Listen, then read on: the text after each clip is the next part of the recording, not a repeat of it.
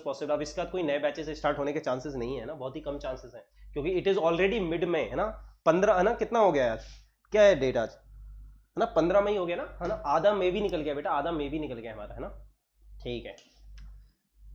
हाँ बेटा अमन, हम कोई भी पर्सनल डाउट नहीं कर रहे हैं इस वक्त, हम सिर्फ वेक्टर से रिलेटेड बातें करेंगे, उसमें जो मैं पढ़ा रहा हूं उससे रिलेटेड कोई डाउट हो तो पूछना, बाकी सारे डाउट अनअकैडमी प्लस पर। तो बात करते हैं यार, है ना, कुछ टर्म्स रिलेटेड टू, है ना, वेक्टर।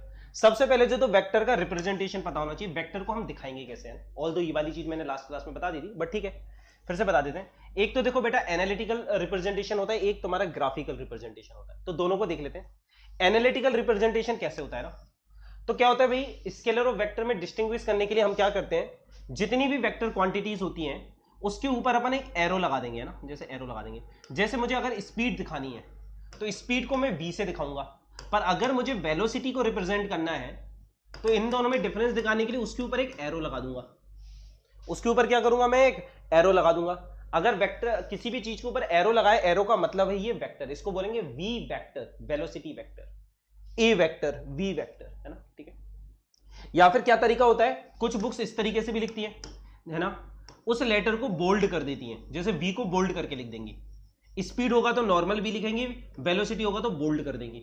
बोल्ड लेटर का मतलब भी वेक्टर होता है, अलग अलग बुक्स अलग अलग रिप्रेजेंटेशन यूज करते हैं। जैसे तुम एससी वर्मा उठाओगे, एनसीईआरटी उठाओगे, या फिर हम लोग, तो हम सभी लोग यार यही वाला नोटेशन यूज करेंगे। पर अगर तुम एरोडोव उठाओगे तो एरोडोव में ये वाला नोटेशन यूज करते हैं, ठीक है। तो अलग अलग बुक्स अलग अलग नोटेशन को यूज करते हैं, कभी कभी तुम्हारे एम्स एग्जाम में ये वाला नोटेशन भी यूज करा गया है, so you must know all the notations, ठीक है। चलो अब क्वेश्चन होता है, वेक्टर में दो चीजें होती है, एक तो मैग्नीट्यूड होता है वेक्टर में, दूसरा वेक्टर में होता है तुम्हारा डायरेक्शन, है ना। तो डायरेक्शन को हम किस तरह से दिखाएंगे, है ना, ठीक है। डायरेक्शन तो यार अपन एरो से दिखाएंगे, उसको भी अपन आगे जाके देखेंगे डायरेक्शन को कैसे दिखाना है, पर मैग्नीट्यूड को किस तरह से दिखाएं। तो वेक्टर के मैग्नीट्यूड को देखो दिखाने का तरीका होता है, मैग्नीट्यूड मतलब, है ना, मैग्नीट्यूड का मतलब से नंबर और यूनिट, डायरेक्शन हटा दो, वेक्टर में से अगर डायरेक्शन हटा देंगे तो जो बचेगा that is your magnitude, like 3 metre per second, number and unit is your called magnitude, है ना, ठीक है। तो मैग्नीट्यूड को रिप्रेजेंट करने के दो तरीके होते हैं ना, जैसे मुझे दिखाना है मैग्नीट्यूड ऑफ वेलोसिटी, अगर मुझे वेलोसिटी का सिर्फ मैग्नीट्यूड दिखाना है, मैग्नीट्यूड ऑफ v वेक्टर या फिर a वेक्टर दिखाना है, मान लो मुझे मैग्नीट्यूड दिखाना है a वेक्टर का, तो मैग्नीट्यूड ऑफ a वेक्टर का रिप्रेजेंटेशन क्या होता है। अब बार बार तो अपन इतना बड़ा लिखेंगे नहीं, तो अपन क्या लिखेंगे, अपन इसके आगे मॉड लगा देंगे, है ना। मॉड पता है ना, मॉड पढ़ा था, मॉड्यूलस, है ना, बचपन में पढ़ा होगा।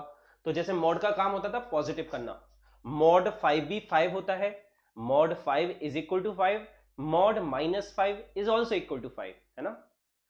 पर अब मॉड का एक नया मतलब है, वेक्टर के केस में मॉड का मतलब है वो वेक्टर का मैग्नीट्यूड बताता है, पॉजिटिव तो होता ही है पर मैग्नीट्यूड बताता है, वो डायरेक्शन को हटा देता है ना। स्केलर में मॉड का काम था सिर्फ पॉजिटिव करना, पर वेक्टर में मॉड का काम है डायरेक्शन को हटा देना, पॉजिटिव तो करेगा ही, डायरेक्शन को हटा देगा। तो इसको अपन बोलेंगे magnitude of A vector, mod of A vector बोल दो या फिर मैग्नीट्यूड ऑफ ए वेक्टर, इसका मतलब हम समझ जाएंगे जब भी ऐसा लिखा है मतलब हम इस वेक्टर का सिर्फ मैग्नीट्यूड चाहते हैं, ठीक है। या फिर इसका दूसरा तरीका भी होता है, मैग्नीट्यूड को रिप्रेजेंट करने के दो तरीके होते हैं, या तो हम वेक्टर के आगे मॉड लगा देते हैं या फिर ऊपर से एरो हटा देते हैं, है ना। अरे एरो का मतलब ही क्या था, ऊपर एरो लगाने का मतलब था वेक्टर दिखाना, तो एरो हटा दो। अगर तुम एरो हटा दोगे तो हम समझ जाएंगे भाई हम ए वेक्टर के सिर्फ मैग्नीट्यूड की बात कर रहे हैं, डायरेक्शन की बात नहीं कर रहे, ठीक है। तो दो तरीके हैं, या तो मॉड लगा दो या फिर एरो हटा दो, दोनों में से कोई भी नोटेशन यूज करो, दोनों ही सही है, दोनों ही सही है ना। चलो ठीक है, चलो एक एग्जांपल ले लेते हैं, जैसे एफ वेक्टर है 12 Newton, let's say east direction में अपन 12 न्यूटन का फोर्स लगा रहे हैं, let's say we are applying a force of 12 newton in east direction. तो मैग्नीट्यूड ऑफ एफ वेक्टर देखो ऐसे लिखा है ना, अगर मुझे डायरेक्शन नहीं मुझे सिर्फ मैग्नीट्यूड चाहिए, तो अपन कैसे दिखाएंगे, magnitude of F vector mod लगा दिया या फिर एरो हटा दिया, दो तरीके होते हैं ना दोनों से, एक तरीका ये एक तरीका ये करेंगे तो ये सिर्फ 12 न्यूटन आएगा, इसमें फिर डायरेक्शन नहीं दिखाएंगे क्योंकि अपन ने डायरेक्शन को हटा दिया। आई होप ये नोटेशन क्लियर होगा, वेक्टर के ऊपर एरो लगाते हैं, मैग्नीट्यूड लिखना होगा तो एरो नहीं लगाएंगे या फिर मॉड लगा देंगे। चलो भाई आगे बढ़ते हैं फिर, है ना, चलो, है ना।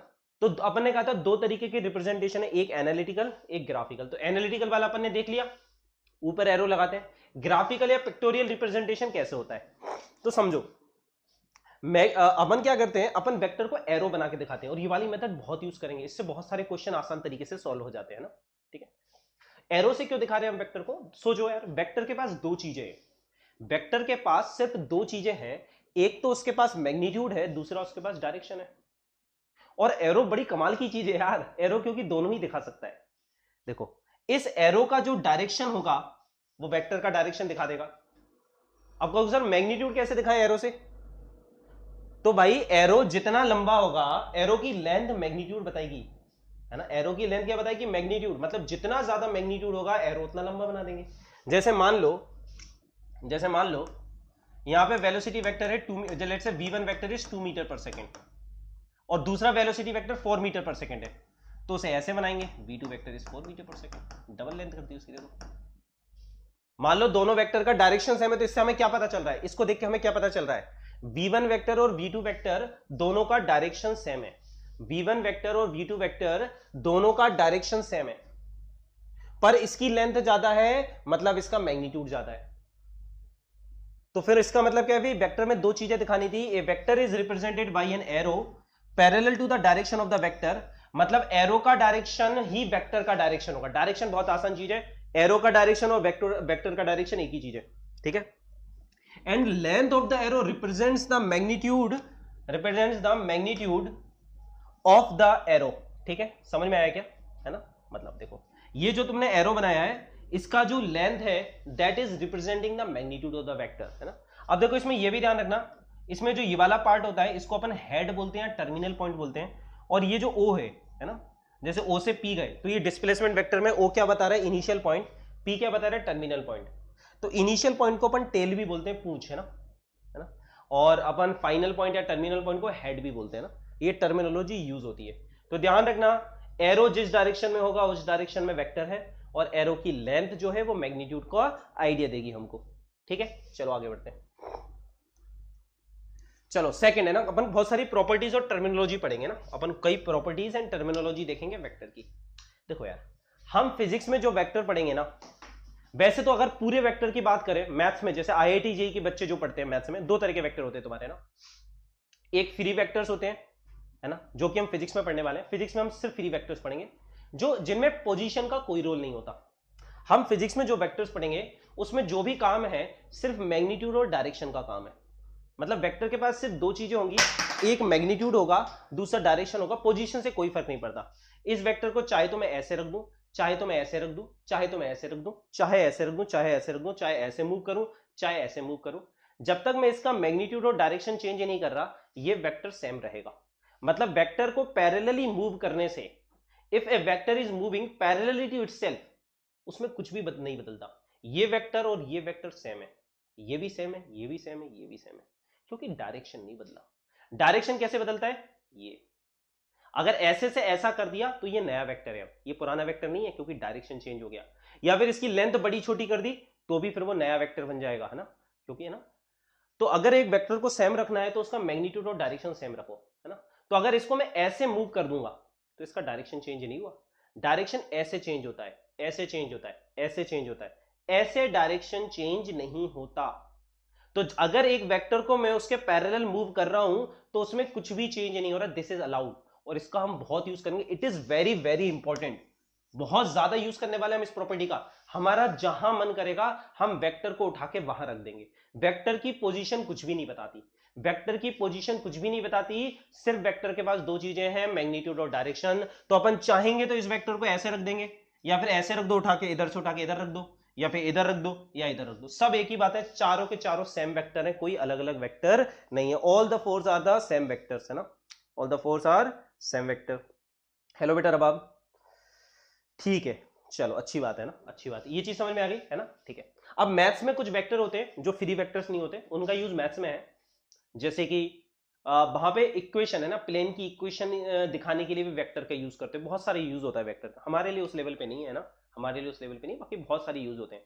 तो वहां पे पोजीशन का रोल आ जाता है, पर हमारी फिजिक्स में नहीं आएगा, है ना, हमारी फिजिक्स में नहीं आएगा। हमारी फिजिक्स में फ्री वेक्टर रहेंगे ना, टॉर्क वगैरह करके कुछ पढ़ेंगे वहां पे, जहां पर थोड़ा सा पोजीशन का रोल होगा, पर वो वाली बातें रोटेशन में ही करेंगे, वो वाली बातें अपन रोटेशन में ही करेंगे।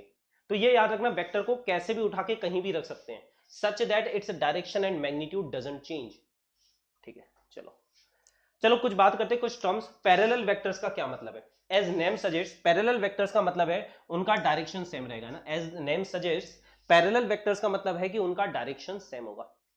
जैसे अगर ये मान लो 30 डिग्री बना रहा है, ये 30 डिग्री का एंगल बना रहा है और ये भी 30 डिग्री का एंगल बना रहा है, then we can say A vector and B vector are parallel. हम बोल सकते हैं ए वेक्टर और बी वेक्टर पैरेलल है, ये दोनों भी सेम डायरेक्शन में है, तो हम बोल सकते हैं सी वेक्टर और डी वेक्टर भी पैरेलल है। याद रखना, angle between two parallel vectors, angle between two parallel vectors is equal to 0। दो पैरेलल वेक्टर्स के बीच का एंगल 0 डिग्री होता है, दिख रहा है वो साफ साफ, है ना। चलो वेरी गुड। एक रुको, कुछ मिस हो गया, एंटी पैरेलल वेक्टर ना। देखो यार, अभी जब अपन ने स्ट्रेट लाइन पढ़ी थी तो स्ट्रेट लाइन में सिर्फ दो ही चीज होती है, या तो वो पैरेलल होती है या नहीं होती। ऑल्दो 3D में कुछ और भी होता है, पर उसकी बात अपन नहीं करेंगे, है ना। तो अगर 2 डायमेंशन में बात करें तो स्ट्रेट लाइन या तो पैरेलल होगी या नहीं होगी, या तो पैरेलल होगी या नहीं होगी। पर वेक्टर में पैरेलल के अलावा एक और चीज होती है जिसको बोलते हैं एंटी पैरेलल। अगर दो वेक्टर अपोजिट डायरेक्शन में है तो उनको एंटी पैरेलल बोलते हैं। देखो है, अगर इनकी स्ट्रेट लाइन, इनकी जो लाइन बोलेंगे तो लाइन तो ये पैरेलल है, ये दोनों लाइन पैरेलल है, पर क्योंकि वेक्टर में यार एरो का डायरेक्शन भी होता है, तो एरो का डायरेक्शन अपोजिट है, तो यहां पे हम जो वर्ड यूज करते हैं that is your anti parallel. हम यहां पे जो वर्ड यूज करते हैं वो क्या है बेटा, एंटी पैरेलल। इनको एंटी पैरेलल बोलेंगे, तो हम बोलेंगे A vector is anti parallel to B vector, या फिर यहां पे देख लो C vector is anti parallel to D vector. और यहां पे दो वेक्टर्स के बीच का एंगल कितना होता है, 180 डिग्री। ये ध्यान रखना, पैरेलल वेक्टर्स के बीच का एंगल होता है 0 डिग्री और एंटी पैरेलल वेक्टर्स के बीच का एंगल होता है 180 डिग्री। ठीक है, चलो जितने भी बच्चे देख रहे हैं वीडियो को लाइक कर दिया करो, है ना, इसमें कंजूसी ना दिया करो। ठीक है भाई, ठीक है। चलो सर आदि बेटा संपद, पैरेलल और एंटी पैरेलल में मैग्नीट्यूड का कोई रोल नहीं है। मैग्नीट्यूड उनका अलग अलग हो सकता है, कुछ भी हो सकता है, फर्क नहीं पड़ता, है ना। पैरेलल और एंटी पैरेलल में सिर्फ डायरेक्शन का रोल है। अगर दोनों का डायरेक्शन सेम है तो पैरेलल बोलेंगे, फर्क नहीं पड़ता उनका मैग्नीट्यूड क्या है। अगर उनका डायरेक्शन अपोजिट है तो एंटी पैरेलल बोलेंगे, फर्क नहीं पड़ता उनका मैग्नीट्यूड क्या है ना। ठीक है, चलो एक एग्जांपल कर लो, यहाँ पे एक एग्जांपल कर लेते हैं। जैसे मान लो यहाँ पे ये वेलोसिटी वेक्टर है, let's say velocity vector is 3 metre per second, ठीक है, और ये एंगल बना रहा है 45 डिग्री का। यहाँ पे एक दूसरा वेक्टर है, let's say acceleration vector which is 4 metre per second square, और ये भी एंगल बना रहा है 45 डिग्री का। तो बताओ क्या है, क्या वी वेक्टर और ए वेक्टर पैरेलल है, ये वेक्टर पैरेलल है या एंटी पैरेलल है, या कुछ भी नहीं है। बताओ ये दोनों वेक्टर, ये वी वेक्टर और ए वेक्टर, वेलोसिटी वेक्टर और ए एक्सेलरेशन वेक्टर, इस केस में क्या पैरेलल है या फिर एंटी पैरेलल है, या कुछ भी नहीं है। हाँ सुरजीत बेटा, सूर्यजीत बेटा, अगर तू हमारी क्लास में पढ़ रहा है ना तो ये मत सोच क्या होता है, 100% ट्रस्ट के साथ पढ़, जो पढ़ा रहे हैं वो एग्जाम के लिए खत्म बात। जरूरी नहीं है डायरेक्ट क्वेश्चन आए ना आए, ये तेरी पूरी फिजिक्स में यूज होने वाला है। अगर ये वेक्टर नहीं आएगा ना तो फिजिक्स झेलेगी भी नहीं कभी, है ना। तो जब क्लास में पढ़ रहे हो तो 100% ट्रस्ट के साथ ही पढ़ना है, ये पूछना नहीं है बस, अगर सर पढ़ा रहे हैं तो है। कितनी बार बोला हमारे नोट्स 100% है, मैं जो पढ़ा रहा हूँ नोट्स 100% है, नोट्स के अलावा किसी चीज को टच करने की जरूरत भी नहीं है, ठीक है। हाँ तो भाई क्या वी वेक्टर और ए वेक्टर, यहाँ पे दोनों का देखो लाइन दोनों की पैरेलल है क्योंकि 45 डिग्री एंगल बना रहे हैं और डायरेक्शन अपोजिट है, so V vector is anti parallel to A vector. यहाँ पे ये दोनों तुम्हारे एंटी पैरेलल है ना, तो देखो इनका मैग्नीट्यूड अलग अलग है, यही तो मैं कह रहा था यार, एरो की लेंथ भी अलग अलग है, मैग्नीट्यूड से फर्क नहीं पड़ता, सिर्फ डायरेक्शन से मतलब है। पैरेलल और एंटी पैरेलल को मैग्नीट्यूड से कोई मतलब नहीं है, इनको सिर्फ डायरेक्शन से मतलब है। क्लियर है क्या? चलो वेरी गुड, है ना, वेरी गुड। आगे बढ़ते। इक्वल वेक्टर्स, अब ये इक्वल वेक्टर्स क्या चीज है? पैरेलल पढ़ लिया, एंटी पैरेलल पढ़ लिया, अब ये इक्वल वेक्टर क्या है? तो इक्वल वेक्टर का मतलब है भाई, पैरेलल वेक्टर मतलब इक्वल वेक्टर के लिए पहले तो वेक्टर्स पैरेलल होना चाहिए, पहले तो दोनों वेक्टर पैरेलल होना चाहिए एंड सेम मैग्नीट्यूड। मतलब दो कंडीशन अगर साथ में, अगर दो कंडीशन साथ में सेटिस्फाई हो जाए तो अपन उसको इक्वल वेक्टर्स बोलेंगे, है ना। मतलब इक्वल वेक्टर के लिए जो दोनों वेक्टर्स पैरेलल हैं, इक्वल वेक्टर्स के लिए जो दोनों वेक्टर्स पैरेलल हैं, वो दोनों वेक्टर तुम्हारे, उन दोनों वेक्टर का मैग्नीट्यूड भी सेम होना चाहिए। जो दो वेक्टर्स पैरेलल हैं उनका मैग्नीट्यूड भी सेम होना चाहिए। अगर उनका मैग्नीट्यूड भी सेम है तो उन्हें इक्वल बोलेंगे, है ना। देखो यार वेक्टर के पास दो ही चीजें होती है, एक तो मैग्नीट्यूड होता है, दूसरा डायरेक्शन होता है। अगर पैरेलल है तो डायरेक्शन सेम हो गया, और अगर मैग्नीट्यूड भी सेम कर देंगे तो सेम हो गया ना, दोनों चीजें जब सेम होगी तभी तो उसको सेम वेक्टर बोलेंगे, तभी तो उसको इक्वल वेक्टर बोलेंगे। ठीक है, चलो तो भाई यहाँ पे देखो, यहाँ पे जल्दी से देखो है ना, ठीक है। हाँ, जैसे देखो ये दोनों देखो, यहाँ पे ए वेक्टर और बी वेक्टर का मैग्नीट्यूड बराबर है। क्यों? क्योंकि देखो दोनों की लेंथ बराबर है, दोनों की लेंथ बराबर है, मतलब इन दोनों वेक्टर्स का मैग्नीट्यूड बराबर है। ठीक है, और दोनों वेक्टर्स सेम एंगल बना रहे हैं, देखो मतलब पैरेलल भी है। तो हम बोल सकते हैं, क्योंकि दो कंडीशन सेटिस्फाई हो गई ना, दोनों का मैग्नीट्यूड भी बराबर है और दोनों का डायरेक्शन भी सेम है, तो हम बोल सकते हैं दोनों वेक्टर्स पैरेलल वेक्टर, दोनों वेक्टर्स इक्वल वेक्टर्स है। चलो एक क्वेश्चन लेते हैं। मान लो ये वेक्टर 30 डिग्री का एंगल बना रहा है और ये वेक्टर भी 30 डिग्री का एंगल बना रहा है। ठीक है, A vector is your 3 metre per second and B vector is your 3 metre per second square. तो मार्क द करेक्ट ऑप्शन। मैं पोल दे रहा हूं, बताओ। A vector is equal to B vector, B magnitude of A vector is equal to magnitude of B vector. Option C, A vector is not parallel to B vector. Option D, A vector is not equal to B vector. चलो तुम लोग मुझे answer बताओ इस question का। ये दे रखे हैं मैंने तुम्हें, है ना, मैंने तुम्हें पैरेलल एंटी पैरेलल पढ़ा दिया, इक्वल पढ़ा दिया। मुझे बताओ ये दो वेक्टर है, ए वेक्टर और बी वेक्टर, है ना, दोनों का एंगल सेम बन रहा है, मैग्नीट्यूड दिया है दोनों का, क्या दोनों इक्वल वेक्टर्स हैं या फिर इक्वल नहीं है, क्या उनके मैग्नीट्यूड बराबर है, क्या वो पैरेलल है या नहीं है। मुझे जल्दी बताओ इनमें से कौन सा आंसर सही होगा। बी, ओके, डी, ए, बी, डी। कंफ्यूज हो गए बच्चे, सब अलग अलग आंसर दे रहे हैं मैक्सिमम बच्चे। अरे सारे आंसर दे दिए, ए बी सी डी, तुमने सारे आंसर दे दिए।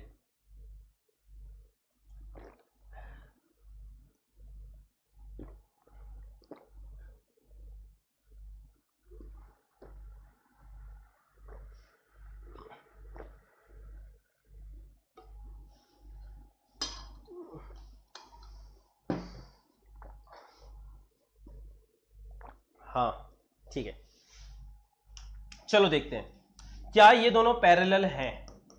हाँ ये दोनों पैरेलल तो हैं, इसमें कोई डाउट नहीं है। क्यों भाई? क्योंकि दोनों का सेम डायरेक्शन है, दोनों सेम एंगल बना रहे हैं, दोनों हॉरिजॉन्टल से सेम एंगल बना रहे हैं, तो दोनों पैरेलल तो हैं। तो सी तो बिल्कुल गलत है, सी ऑप्शन तो बिल्कुल गलत हो गया यार। सी ऑप्शन बोल रहा है कि भाई, सी ऑप्शन तो बोल रहा है कि दोनों पैरेलल ही नहीं है, गलत बात है, दोनों पैरेलल तो है। चलो, क्या इनका मैग्नीट्यूड बराबर है? क्या ए वेक्टर और बी वेक्टर का मैग्नीट्यूड बराबर है? नहीं, इनका मैग्नीट्यूड बराबर नहीं है। अब एक क्यूट बच्चा कहेगा कि सर बराबर तो है, सर ये भी 3 है, ये भी 3 है, सर बराबर तो है। पर याद करो बेटा, मैंने बार बार तुमको क्या बताया है, मैग्नीट्यूड का मतलब होता है नंबर और यूनिट। मैग्नीट्यूड का मतलब सिर्फ नंबर नहीं होता, नंबर और यूनिट को कंबाइन करके हम साथ में मैग्नीट्यूड बोलते हैं। तो 3 मीटर पर सेकेंड है इसका मैग्नीट्यूड, इसका 3 मीटर पर सेकेंड स्क्वायर है। ये दोनों सेम नहीं है, दोनों का यूनिट अलग अलग है, अलग अलग यूनिट। यार तुम वेलोसिटी को एक्सेलरेशन के इक्वल कैसे बोल सकते हो? तो इनका मैग्नीट्यूड बराबर नहीं है। और भाई इक्वल होने के लिए पैरेलल होना भी जरूरी है, मैग्नीट्यूड बराबर होना भी जरूरी है। इसमें तो मैग्नीट्यूड बराबर नहीं, मतलब ये दोनों इक्वल नहीं है।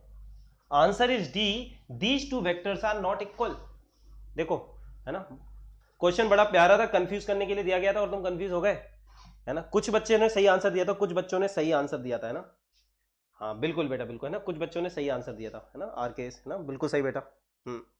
ठीक है, चलो आगे बढ़ते हैं फिर, है ना। तो इक्वल वेक्टर का मतलब समझ आया, इक्वल मतलब पैरेलल और मैग्नीट्यूड सेम होना चाहिए, है ना। All equal vectors are parallel but all parallel vectors are not equal, है ना, है ना। जैसे ये दोनों पैरेलल है पर इक्वल थोड़ी ना है। चलो, तो इक्वल वेक्टर होने के लिए पैरेलल होने के साथ साथ मैग्नीट्यूड सेम होना चाहिए। अब एक होता है नेगेटिव ऑफ ए वेक्टर। तो नेगेटिव ऑफ ए वेक्टर का मतलब होता है anti parallel. Vectors anti parallel हैं और साथ में उनका मैग्नीट्यूड सेम है।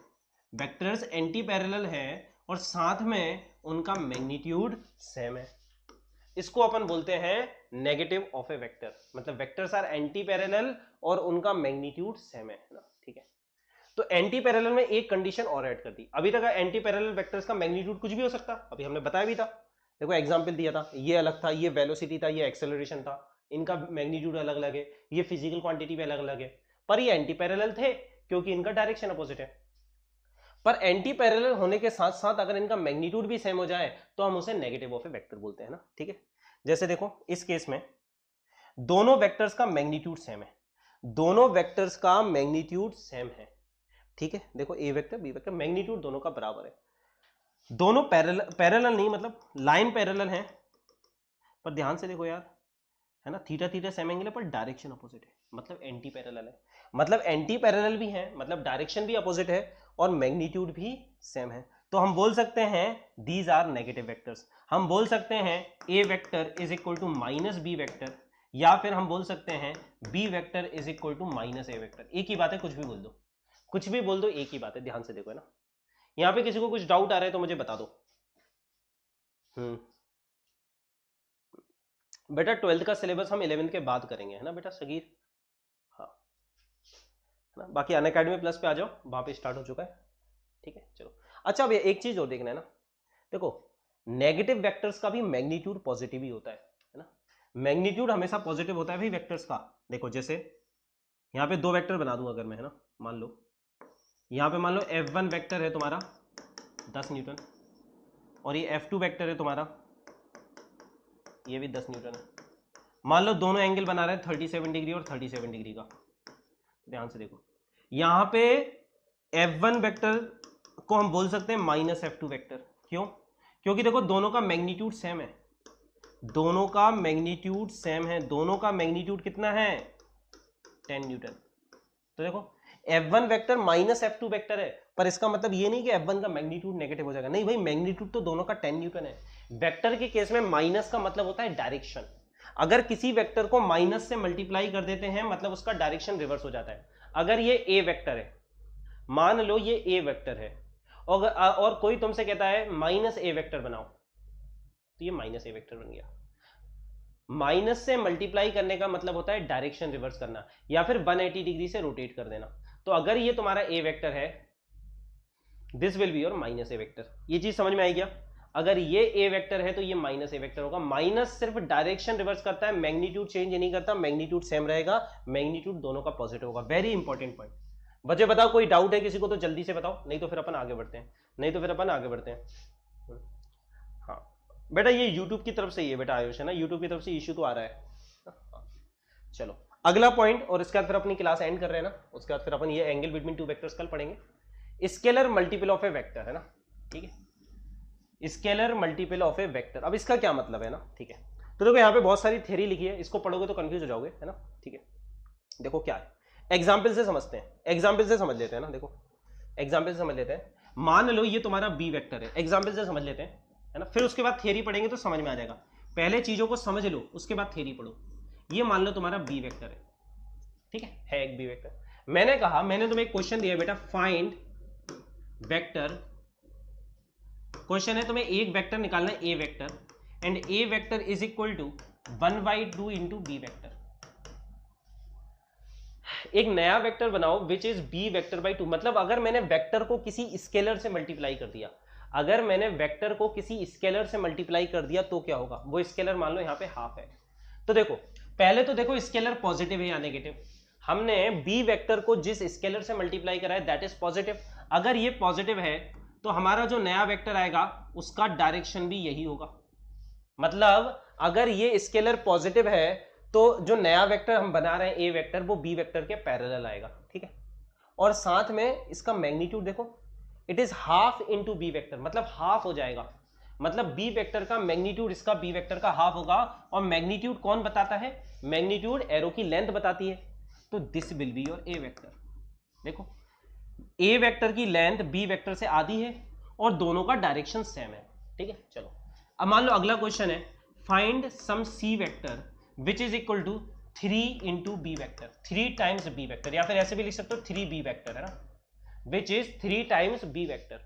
चलो माइनस कर देते, एक माइनस वाला ले लेते, -3 times B vector.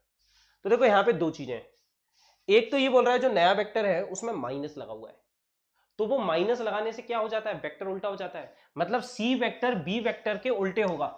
C vector जो तुम्हारा आएगा वो बी वेक्टर से उल्टा होगा, एंटी पैरेलल होगा। क्यों? क्योंकि C vector equal to minus of B vector, है ना।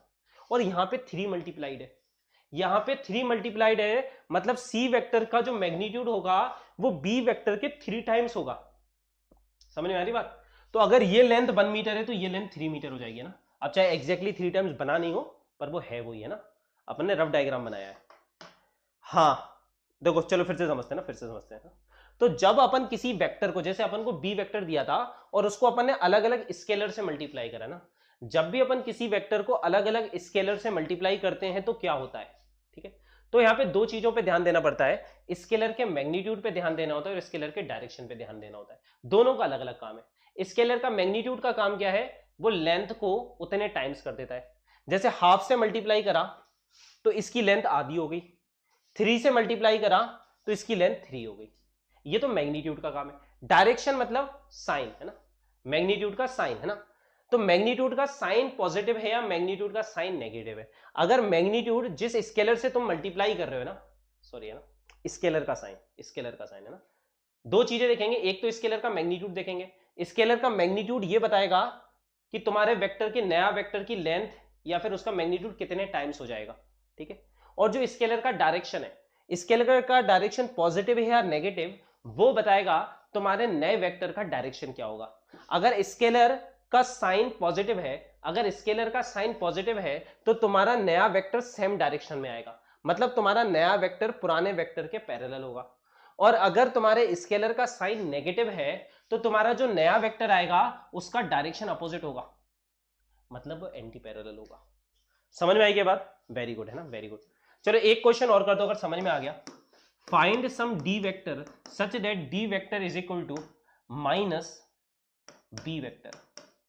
अगर D vector minus B vector है तो कैसे बनाएंगे? तो देखो, तुमने किससे मल्टीप्लाई करा? -1 से। तो मैग्नीट्यूड तो 1 है, मैग्नीट्यूड तो 1 है, तो डी वेक्टर की लेंथ सेम रहेगी, डी वेक्टर की लेंथ सेम रहेगी। डायरेक्शन की बात करें तो स्केलर का साइन नेगेटिव है, मतलब इस वेक्टर का, ये vector D vector B vector के एंटी पैरेलल होगा, तो डायरेक्शन अपोजिट होगा। तो देखो डी वेक्टर बना दिया हमने। ऐसे तुम बना सकते हो, माइनस होगा तो बस उल्टा कर देना, माइनस का मतलब उल्टा कर देना डायरेक्शन को, इतना होता है। वेक्टर के केस में माइनस का मतलब होता है डायरेक्शन उल्टा करना, डायरेक्शन को रिवर्स करना, ठीक है। चलो वेरी गुड। तो देखो यही लिखा हुआ है, if we multiply a vector, है ना, if we multiply a vector, a vector, इस केस में हमने एग्जांपल में बी वेक्टर को मल्टीप्लाई कर रखा है तो यहाँ पे बी लिख लो, है ना।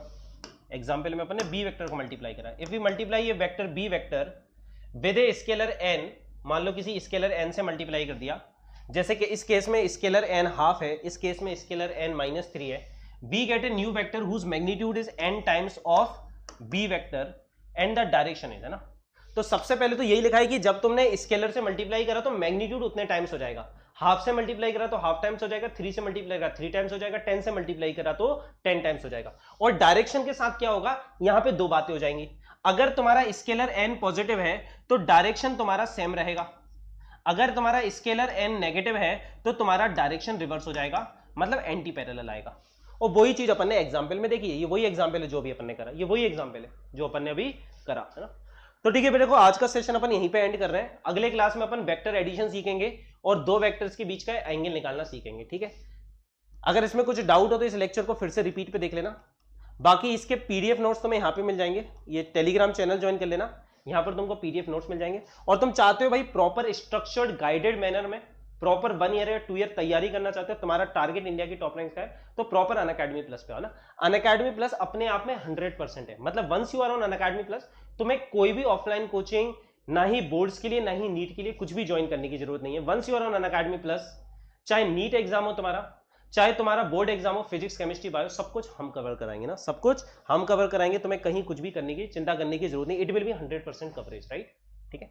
तो जब भी तुम्हें सब्सक्रिप्शन लेना हो, मेक श्योर अगर तुम्हें मुझसे पढ़ना अच्छा लगता है, use my code which is physics live, right, इससे तुम्हें 10% ऑफ भी मिलेगा।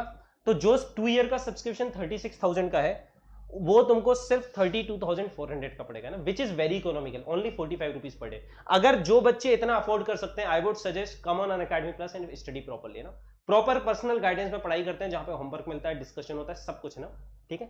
तो मैं रिकमेंड करूंगा जो लोग अफोर्ड कर सकते हैं, they should totally come on Unacademy plus. चलो bye bye guys, see you. Video को लाइक और शेयर कर देना। Bye bye guys, bye bye.